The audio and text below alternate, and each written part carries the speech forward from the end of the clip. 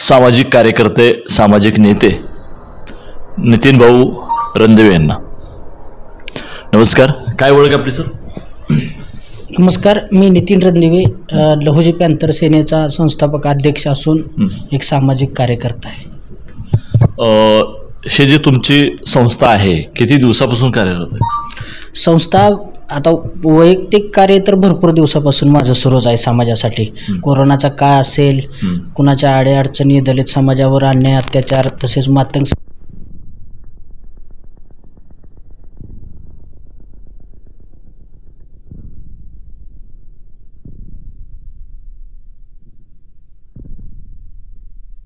प्रयत्न करतो.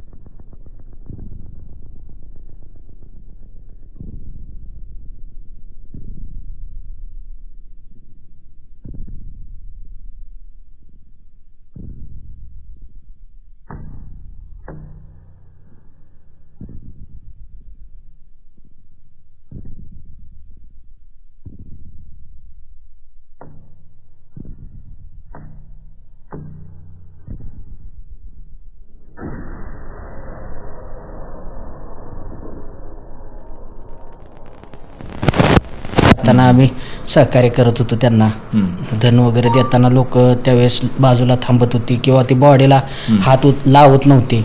मग अशा परिस्थितीत आम्ही प्रत्यक्ष ग्राउंड लेवलला उतरून बॉडीला वगैरे घेऊन धन द्यायचं काम केलेलं आहे. आता तर समाजामध्ये आपण वावरत असताना आपला समाज विखरला गेलेला आहे. प्रत्येक भागामध्ये गावामध्ये कुठे 4-5 घरं असतात आणि अजून अशिक्षित समाज आहे आपला. यासाठी तुम्ही युवक म्हणून काय प्रयत्न करता? अशिक्षित समाज आहे, ग्रामीण भागात शिक्षण पोचवणं हा मुळात आमचा बेसच आहे. कारण सुशिक्षित समाजच उद्याचा नवीन राष्ट्रनिर्मितीचा पाय आहे. त्यामुळं ग्रामीण भागातील जो दलित समाज आहे त्या प्रत्येक समाजातील प्रत्येक तरुण हा सुशिक्षित व्हावा, त्याला रोजगार मिळावा, ह्यासाठी आमचा संघर्ष सुरू आहे.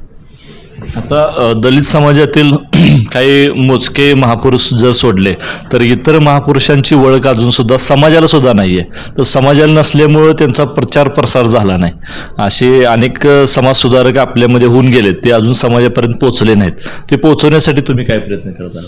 आता प्रामुख्यानं डॉक्टर बाबासाहेब आंबेडकर असतील, लोकशाहीर अण्णाभाऊ साठे, महात्मा फुले असतील, शिवाजी महाराज असतील, यांचं कार्य सर्वांना माहीत आहे. मग याच्या पलीकडे जाऊन आपण महर्षी धोंडो केशव कर्वे असतील, अशा प्रकारचे जे महापुरुष आहेत त्यांचं कार्य, भगतसिंग असतील, आमच्यासारख्या तरुणांच्यावरती भगतसिंगाचा फार मोठा इफेक्ट आहे. मग आमचं कार्य भगतसिंगांचं आम्ही पोचवायचं आमच्या लेवलनं सुरूच आहे. आता तुम्ही ज्यावेळी तुमची संघटना स्थापन केली, संस्था स्थापन केली, त्यावेळी का तुमच्या सदस्य किती होती? सुरुवात कशी झाली? सुरुवातीला सदस्य चांगलाच, तालुक्यातून कार्य चांगलं असल्यामुळे रिस्पॉन्स आम्हाला चांगलाच भेटला. प्रत्येक खेडोपाडी शाखांची निर्मिती झाली. जवळपास 10 शाखांचं उद्घाटन झालं असून 35 शाखांची कार्यकारिणी तयार आहे आता सध्या आमच्या तालुक्यामध्ये. कारण कार्य चांगलं असल्यामुळं, प्रामाणिकपणा असल्यामुळं, कधीही आयुष्यात मॅनेज न झाल्यामुळं, कधीही कुठल्या आमच्या गरीब समाजाकडून कुठे कधी 2 रुपये घेऊन कुणाचं मिटवलं नसल्यामुळे एक लोकांचा विश्वास आहे. आता अनगडा सारख्या टोल नाक्यात एवढं मोठं आंदोलन करून केसेस अंगावर घेऊन इथल्या स्थानिकांना सर्वांनाच न्याय द्यायची भूमिका आम्ही पार पाडली. त्यामुळे लोकांना एक विश्वास आहे, बाबा ही माणूस चांगला आहे, आणि निश्चितपणानं लोकांनी त्याचा प्रतिसाद चांगला दिला आहे. नाही, आता तुम्हाला ते शक्य झालं म्हणजे तुम्ही समाजामध्ये गेल्या अनेक वर्षापासून काम करताय, त्याच्यामुळे तुम्हाला ते शक्य झालं. आता आपण बघतोय राजकारणामध्ये आणि समाजकारणामध्ये 1000 रुपयाचा पांढरा ड्रेस घातला का तो संस्था काढतोय आणि असा आहे तसा आहे म्हणतोय. तसं तुमची काम पद्धत नाही ना, कारण की तुम्ही समाजामध्ये काम करताय. समाजात याच्यापूर्वी काम केल्यामुळे तुम्हाला आता संस्था चालवताना काही अडचणी येत नसतील. नाही, संस्था चालवताना कोणत्याही प्रकारच्या अडचणी येत नाही. कारण आमचा जो समाज आहे तो अत्यंत गरीब समाज आहे आणि लाचार नाही, स्वाभिमानी समाज आहे.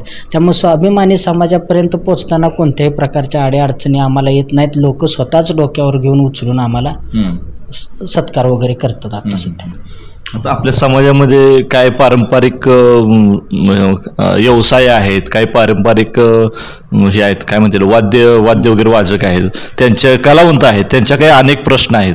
त्या प्रश्नांसाठी निश्चितपणानं आता कालच मिटिंग झाली आमची सांगोला तालुक्यातील सगळ्या वाहन मालकांची. त्यांनी त्यांच्या अडचणी सांगितल्या, त्यांच्या कौटुंबिक अडचणी सांगितल्या की आम्हाला ही वाहन सैनिक म्हणून दर्जा मिळावा, आमच्या कुटुंबांना विमा वगैरे उतरावा, त्याच पद्धतीनं ग्रामीण भागातील सुशिक्षित तरुण करणं आणि त्याला रोजगार निर्मिती करून देणं हाच आमचा एकमेव उद्दिष्ट आहे. कलावंतांसाठी वगैरे कलावंतासाठी निश्चितपणे येणाऱ्या काळात आम्ही रस्त्यावर उतरून आंदोलन करून शासन दरबारी त्यांच्या मागण्या मांडणार आहे. आता हे झालं तुमचं सामाजिक कार्य. आता इतर सामाजिक कार्याबद्दल काय सांगा? समाज कार्य करताना येणाऱ्या अडचणी किंवा आता येणारा तुम्ही म्हणजे तुमचं विजन काय असणार आहे? समाजासाठी काय करू शकणार? समाजासाठी विजन म्हणजे हेच असणार आहे की बेसिक म्हणजे गोरगरीब कुटुंबाला आर्थिक सक्षम करणं हा माझा वैयक्तिक बेस आहे. मग कोणत्याही माध्यमातून असो, म्हणजे एखाद्याला उद्योगासाठी भांडवल देणं असो, एखाद्याला गाडी घेऊन देणं असो, एखाद्याचा माळव्याचा व्यापार असेल तर त्याला माळव्याला भांडवल देणं, कोणत्याही प्रकारे पण त्याला आर्थिक सक्षम करणं हाच माझा एकमेव उद्देश आहे.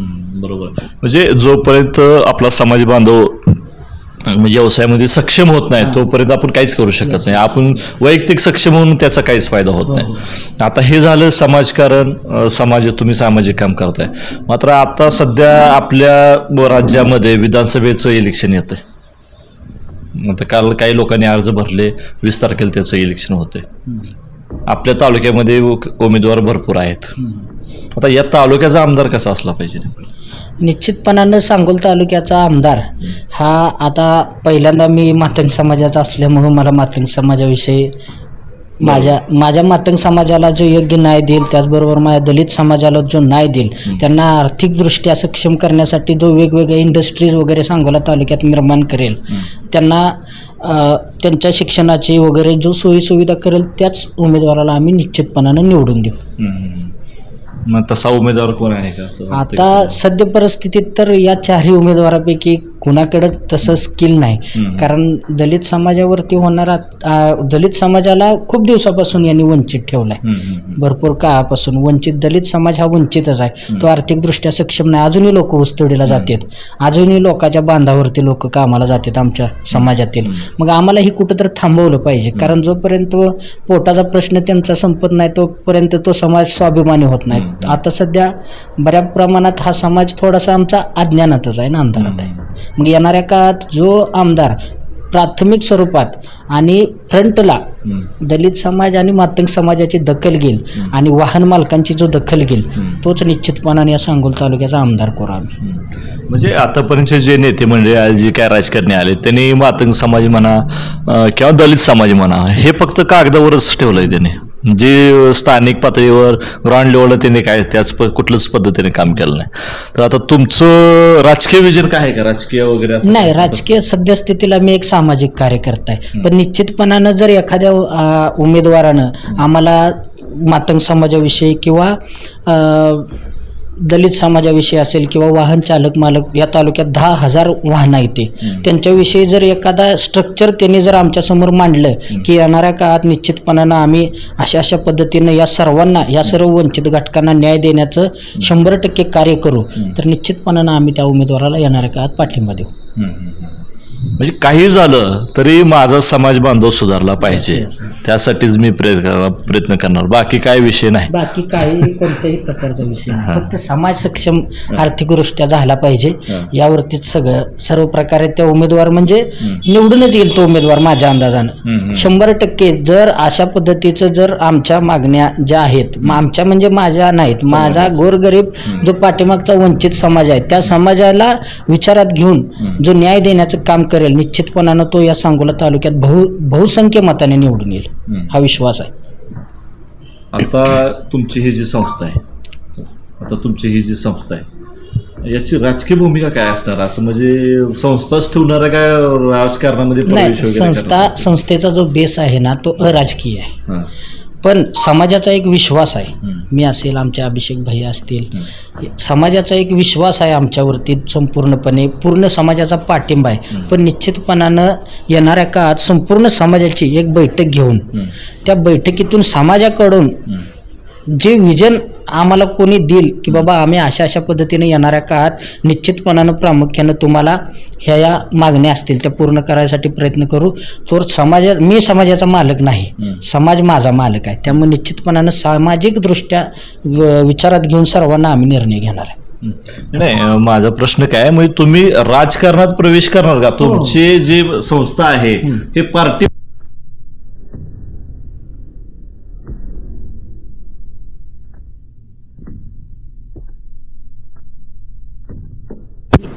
जाहीरपणे मांडणार आहे. तुम्ही समाज बांधवांशी विचार करून तुमची जी काय राजकीय भूमिका आहे, मी माझा समाज कुणाच्याही दावणीला नेऊन बांधणार नाही. माझ्या पाठीमागची लोक मी कधीच कुणाच्या दावणीला नेऊन बांधणार नाही. पण येणाऱ्या काळात त्यांना न्याय देण्याची 100% माझी भूमिका असेल. येणाऱ्या काळात जे सांगोल तालुक्यातील 10,000 वाहन मालक आहेत त्यांनाही न्याय देण्याचं माझं निश्चितपणानं काम असेल. जो या दोन्हीचा बॅलन्स करून आम्हाला एक विश्वास देईल की बाबा आमच्याकडे हे तुमच्यासाठी विजन आहे येणाऱ्या 5 वर्षात, त्याला आम्ही निश्चितपणाने 5 तारखेला पाठिंबा देऊ. अशी काय राजकीय नेत्यांशी चर्चा वगैरे झाली का तुमची? राजकीय नेत्यांचे फोन वगैरे येतात, सर्वांचेच येतात. चर्चा झाली का? चर्चा अजून प्रत्यक्षात आम्ही कुणासोबतही बसलो नाही. पण येणाऱ्या काळात बसून निश्चितपणाने यावरती मार्ग काढून लोकहिताचा मी निर्णय घेईल जो संपूर्ण सांगोला तालुक्यासाठी आदर्श असेल. आणि येणाऱ्या काळात सर्व दलित समाज असेल, वाहन चालक मालक असतील, यांचं कल्याण करणे हे एकमेव माझं उद्दिष्ट असेल.